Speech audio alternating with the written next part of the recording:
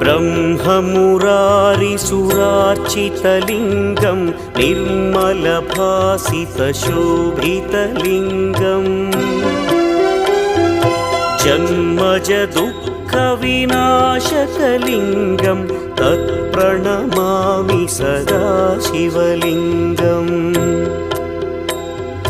देवमुनिप्रवरार्चितलिङ्गं कामदहन करुणाकरलिङ्गम् रावणदर्पविनाशकलिङ्गं तत्प्रणमामि सदा शिवलिङ्गम्